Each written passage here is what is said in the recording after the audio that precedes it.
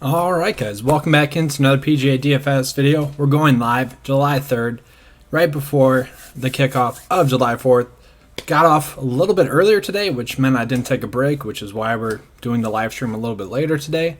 So that's kind of just the breakdown of it. Going to be going over the picks, value plays, GPP plays, the FanDuel breakdown, and then the Yahoo breakdown. I actually do really like FanDuel this week, a little bit more than DraftKings this week. Already have a question right there. Thoughts on Garrigus? Yeah, I'm not playing him. I kind of get why you would like to play him. Typically, he's a bomber that can go on and score on easy courses. I get that, but no, I'm not going to play him. I really didn't even notice he was in the player pool, to be honest with you, but the historical player that he is, I kind of get why you'd ask that, but no, not going that route. Let's get into it. Going to do the recap of the video, Monday's video, the court plays video. Then we're going to get into the FanDuel and Yahoo plays because I actually want to touch on those platforms a little bit more in this live stream than I typically do. All right, so I'm just going to be recapping Monday's video in case some of you guys hadn't seen it. As always, feel free to ask questions if you guys have them. Happy to answer them, but we'll just touch on it. So on the high-end side, I know a lot of people are talking about fading the 10K range. That's mostly because they got burned last week, and just because I touched on this too, the mentality of, these really star world-class players. Brooks, in this field we got Brooks, Hideki, Jason Day. That's really all I would say are actually world-class players. Then you got like Bryson DeChambeau, Patrick Reed, Phil, and there's some other guys mixed in there. I don't know if you would include them as world-class players, but Tony Finau maybe. But those top four guys or so, people are worried about them not playing well mentality-wise. We just don't know where their head's at, what they're trying to work on with their game. But I kind of think that makes them a little bit more interesting in GPPs, actually. So, if you play them a little bit more this week because people are trying to fade them, that would be pretty interesting to me, just because obviously they are the best players in the field, statistically speaking. Brooks, Hideki, and Jason Day are the top three plays on the board this week. And you're going to get them at a low ownership. It wouldn't be surprising at all if one of those three go on and win. Now, of course, it does seem like they're a little bit more likely to miss a cut this week, but still, my ownership of those guys has went up a little bit as the weeks went on, as I've seen other people talking about fading them. All right, Smoking Guns has a question. He's not going back to the top range. Yeah, so one of the things about this PGA DFS season, I've actually noticed that if you just stick in that kind of 8K to sort of 9K range, I guess, it's been the easiest, I guess I should say. Those players have actually made the cut more times than not than if you were trying to do a studs and duds approach. Now, obviously, kind of like the studs and duds approach is the way to win a GPP, but we're all about getting 6 for 6 across the cut line, and by doing the 8K to 9K range, that's kind of how you do that. So I do agree with that. Thoughts on Tringale? Yeah, Tringale, he is going to be a good play this week. Just that good recent form. He's been a birdie maker. He's going to be one of my most owned players. I have him in the cash build right now, and I don't love that idea actually, but that's kind of part of the problem of this week is that we have a few people in the cash build this week that I typically wouldn't have on a week-to-week basis. Heck, the last 3 weeks have not been the best weeks player pool-wise that DraftKings has had for us, pricing and stuff, but they've been a lot better options than this week, so it's kind of nerve-wracking. I have to have him in the cash build, but still, he's in some really good recent form. I do think he'll go out and play well on this course. Anybody playing Sabatini? Yeah, I think you can get away with Rory Sabatini. His price isn't too much. It is like right there at that cap point where if he goes a little bit higher, I don't think you can play him. But at 9.5, that's really not too bad. He has good comp course history. If you add up all of his stats that we're looking at this week, they add up to T55. So that's overall on the PGA Tour. So we're looking at par 5 scoring, total driving, ball striking, strokes gained tee to green, putting, approach, birdie or better, and his average is 55th overall in all those, so really not that bad. Oh, my bad, Smoking Guns. I apologize there. Got any other questions here? Hey, David, what's going on, man? Yeah, Sabatini. I'll touch on FanDuel here in a second, but I think I'm going to have more exposure to him on there just because the pricing is pretty nice on FanDuel this week. So Colin Morikawa, yeah, I like his price across the industry this week. I think you could definitely play Colin Morikawa. I would rather play him. It makes more sense to play Colin at a cheaper discount than to play Victor Hovland. They're pretty much the exact same player, except for Colin didn't get the hype at the U.S. Open for some reason. Because, all right, he didn't get the hype because he wasn't an amateur, which maybe he messed that up for endorsement deals wise, because he played just as well as Hovland, and he's played better, I would say, on the PGA Tour thus far than Hovland. But they're pretty much the same player, especially their game as well. So I do like Colin Morikawa as a play this week. He should be able to go out and play well on this course. All right, I want to talk about the FanDuel plays real quick because I've been kind of teasing it, but let's get into that. All right, so the FanDuel this week, it's kind of been trending upwards to where it just gets easier each week. I think their pricing just makes it easier to fit a bunch of good players into your lineup. So, like Scott Piercy, one of the better stat fits in the field. He's a top 10 stat fit in the field. We know he did miss the cut, I think, 2 events ago. But then he came back, made the cut. He's been a good player this whole year. I like the stat fit of Scott Piercy. At that price point, we can definitely go ahead and play him. Anyone in the 6K range and play for GPP, I'll touch on that in a second, Omar. Let me finish up on the FanDuel part here. So Charles Howell, he is really good at the comp course.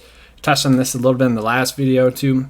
I just think Charles Howell's long-term career tells us the player that he is, and his stats tell us the player that he is. Everything is telling us that he should go out and play well on this course. Now, he doesn't have the best recent form, which is also part of my worry for this week, is we're either paying for someone that's not exactly the best stat fit or doesn't have the necessary best recent form.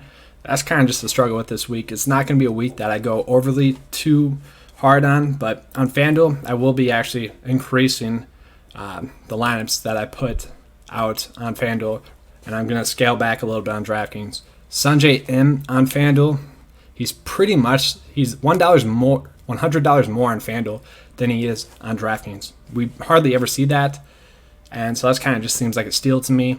Kevin Streelman and Roy Sabatini, their salaries didn't really increase that much on FanDuel from last week to this week, so I do like those two plays as well on FanDuel. All right, Omar. So anyone in the 6K range in play for GPP. So there's a bunch of players that are in play for the 6K range. Obviously, they're good stat fits is what I'll tell you that much. So one player that I want to touch on since you brought it up is actually going to be Matt Every. He is a really good stat fit. Let me see if I put him on this chart.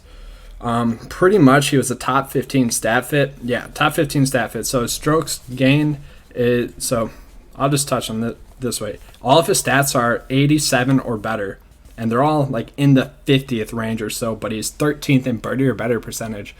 I honestly could see Matt Every doing the Nate Lashley, but we can actually play Matt Every this week. I'm not going to say that Every's going to go out and win, but I do think he could go out and get a top 25, and it's not going to be too bad at that price point. I still like Troy Merritt. He's a good stat fit. Hank Labiota going to be a good play. If you want to go a little bit lower, Harris English is going to be an easy play. He's been a cut maker this whole year. He's in good recent form. You could definitely play him. Then Dominic Bazzelli, I just like his birdie or better percentage, and he's also a really good putter. If he went out and had a good week this week, it really wouldn't be surprising. Now, there are going to be some other options that, could go out and pop, but those are going to be the main ones that I'm going to be targeting in my player pools. Patrick, so I feel like you'd probably be playing Patrick Reed in your builds because you just kind of left in that price range. And I guess, I'd be fine with it. He's made 3 cuts in a row. We know he's, a really solid player. It's most likely that he is going to make the cut. When you are finishing your builds out and you have like 10K left over and you're just paying up for one of the studs on the board, I just kind of wash my hands with it and say, all right, we're good. If you feel confident about your lineup and you have 10K left or so on your last, player, and it's, you're paying up for a stud, that's never a bad thing. So, yeah, I would be fine with Patrick Reed. I don't love him as a player. I don't think you're going to get the most return that you could from his price point, but still, not going to be a horrible play. I'd rather get up to Bryson DeChambeau if you could, but if you can't, I wouldn't change my build drastically if I was happy with the other 5 players in it. All right, let's touch on Yahoo here because this is pretty easy this week too. The last 2 weeks, FanDuel and Yahoo have actually been pretty easy. All right, real quick, I'll touch on that question. Any love for Kevin Na this week? Nah, I'm good. I'm sorry. I can't do it. I can't do it. Na is one of those guys that does pop, but I'll read off his stats. So his par 5 scoring, he's 119 in that. His total driving and ball striking is around 90th. His strokes gained total is around 66th. And then his birdie or better percentage is like 129. And his bogey avoidance isn't that good either. Now, yes, for Kevin Na's sake, he has played in some tougher events where some of the guys in the 6K range, they play on easier courses, so their stats are a little bit skewed. But I just don't like Kevin Na at that price point. I'd rather drop down to Charles Howell, Scott Piercy, Nate Lashley, or maybe even Peter Molinari. But yeah, I don't see myself playing him this week. If you could get up to Keegan Bradley or Kevin Streelman, I'd rather do that. Hey, thanks, Pete. I appreciate that, man. All right, let's talk about the Yahoo plays here real quick. But hey, I just noticed that we are almost at 1,000 subscribers. I don't know if we're going to get there on this video, but if we did, that'd be pretty darn sweet. I think we're at like 992 right now. So that'd be pretty darn awesome if we did hit it. But anyways, hey, if you haven't subscribed yet, please do. Just so we can hit that 1,000 mark, it'd be cool. All right, so let's talk about the Yahoo plays because Victor Hovland and Colin Morikawa, they're pretty much the minimum price. You just kind of got to play them. It's just they're making it too easy on you. And if they miss the cut, they miss the cut. It's whatever. You kind of have to play them at those price points. Victor Hovland is like let's see, 1, 2, 3, 4, 5, 6, 7, 8, ninth highest priced player on DraftKings, and we're getting him at $21 on Yahoo, basically the minimum price. I like it. Joaquin Neiman still not priced up enough on Yahoo. I still like that play. Kevin Streelman still a nice play dollar-wise on Yahoo. And then Peter Molinari still on Yahoo. $26, that's not too bad. You could get some other players around the $30 range that are okay, but I really don't mind it. Yeah, I do get what you're saying there, David, with Na. He does have the ability to go low. That's one thing about kind of those vets. They can always go low, and it just won't surprise you that they do. For me personally, I want to predict players that are going to make the cut, and I just can't do that with Kevin Na. Now, I'm sure people that are playing him in GPPs only. If you have him at 10% ownership, I wouldn't argue against it, but I'm not going to be having him in my player pool. Any love for Wyndham Clark? I am glad you asked. Okay, because Wyndham Clark, I was fighting off the urge to play him in my cash build, and I couldn't do it because it didn't honestly make sense. But I have him in a lot of GPPs. He is par 5 scoring, he's a great putter, and he's a bird or better machine. Okay, if he cuts back on his bogeys a little bit, he's going to go on and get a top 10. I mean, the staff fit that. He is great. Let me pull it up here real quick. So 6th in par 5 scoring, 9th in strokes gained putting, 17th in birdie or better percentage. I mean, that is just setting up for a good week on this course where, the mistakes that you make don't really matter. And, he isn't that bad at bogey avoidance. He's 86th on the PGA Tour, which isn't too bad. Coming off of 2 straight top 20 finishes, I do like Wyndham Clark a lot. All right. Will you start hitting? So, I can start doing some European Tour stuff. The only time I really like to do the European Tour stuff is when there's a non-full tournament field event on the PGA Tour and they don't have a second draft or a second PGA Tour contest going. So I think it was like a month ago we played the Trahifi Hansen. I don't even know how to say it, but we cashed in that. I have been looking at some of the European Tour stuff, but I probably won't play it just because I want to focus on Yahoo, DraftKings, and FanDuel, getting out those lineups and that information for those 3 sites for the PGA Tour events, just so that we continue to have success on those. Because once you start to pull, your time away from the PGA Tour event, you're not investing as much time as you normally would, and thus your winnings might go down, or your effort that you put in might go down, which might cause you not to have a good week. And I don't want that to happen. I want to continue to have this, really good effect of us cashing pretty much the last month. So that's kind of why I'm going with the European Tour stuff. I'll look at it and I'll go back and look at recent form on the European Tour, and I know why people do it, but I just didn't want to do that this year. Last year I did, and it was fine, but the information that you get out of it isn't that great. Any other questions here? Are you on Ryan Moore at all this week? So I am not personally, but he is a really good stat fit, and he has done well on the comp courses. If Ryan Moore honestly went out and won this tournament, really wouldn't be shocking at all. Ryan Moore is kind of just one of those guys that's always a GPP play. More times than not, he's going to make the cut and have a top 20 finish. We just don't know exactly when that is going to be. All right, so I'll be wrapping up here shortly. If you guys have any more questions, get them in now, because we'll be wrapping up shortly. There was one other player that I want to touch on. I don't like his price, but I have seen Seb Straka getting talked up a lot, and I get it, but someone like Sun Kang is a little bit better stat fit. Mackenzie Hughes is in better form, and they're both right at his price range. I'd rather play those two than him, given the ownership that you might be able to gain now. And then also going a little bit lower, looking at Denny McCarthy. He finally had a made cut, and he's a really good stat fit. He has a 41st and a 34th finish on the comp courses. He's 18th in par 5 scoring, 51st in strokes gained total, or strokes gained off the tee, and then he's 48th in birdie or better percentage, but he's also 18th in bogey avoidance. So all that means to me that, Denny McCarthy could have a pretty good week. And if Wyndham Clark ends up being a really popular option, might not be a horrible pivot from him, but I don't think Wyndham Clark's going to be that high owned. Then one last player that I want, well, two players at this low 7K range. Sam Ryder I still like this week. He almost made the cut last week. He was kind of struggling pretty much through 27 holes, and then he kind of picked it up on the back nine. He's one of the better stat fits in the field as well. Sam Ryder goes out and has a top 10 finish this week. Really wouldn't be surprising either. And then Max Homa. So Max Homa's been getting a lot of love, and I was buying into it too, and I might still have him in a lineup or two, but what he has done on bent grass in his career is horrible. He is losing more than a stroke on bent grass greens putting. So I am a little bit worried about Max Homa and his putting abilities on bent grass. Now, obviously, that can come and go at any point, so we don't have to weigh that too much, but that was something that popped in my eyes. All right. I do like the British Open.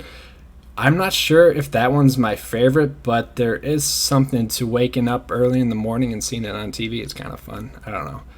Any Tony Finau exposure? So, no, I'm not going with Finau.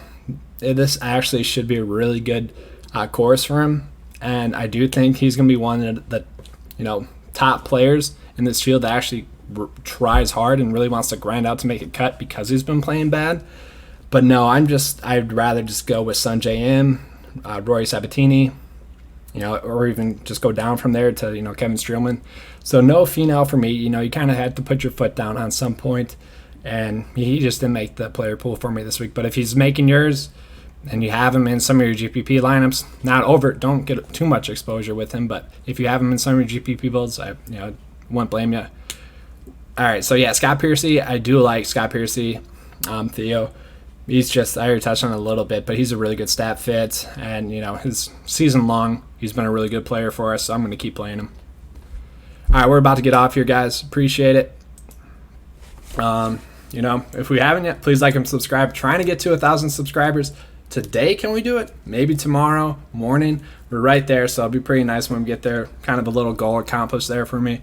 My goal is actually to get to 1,000 subscribers before summer is over, so it looks like we're going to accomplish that goal. And then I got another goal, actually, 75. I'll pull it up here real quick. The goal is to get to 75 patrons before the British Open. I think we're at 60 right now, so we got to get 15 there. But as you guys know, we've been dominating the last month. And we have an 80% of our, if you round up, an 80% of our DK cash lineups have cashed. We mostly play cash, but we mix in our GPPs And how we do that is we kind of just mass enter the cash lineup and then edit it out one lineup by one lineup. So that we're kind of spreading our ownership on GPPs. We kind of give you that player pool thought process on the Patreon page, and we give you the top 15 plays for that week, and also just GPP lineups throughout the week. That's going to be on Yahoo, that's going to be on FanDuel, and maybe I do like what Fantasy Draft is doing, so I might start thinking about playing on there. I know I played it earlier. I didn't like that you get 7 players and 1 player drops the cut. I really liked when FanDuel used to do the 8 players on PGA DFS, because you know me, I like to get as many players through the cut as I could. Heck, I would play 40 if I could, and try to get as many across the cut line, but that's kind of how that goes. All right, now we're done. All right, thanks for watching, guys, and as always, let's keep cashing.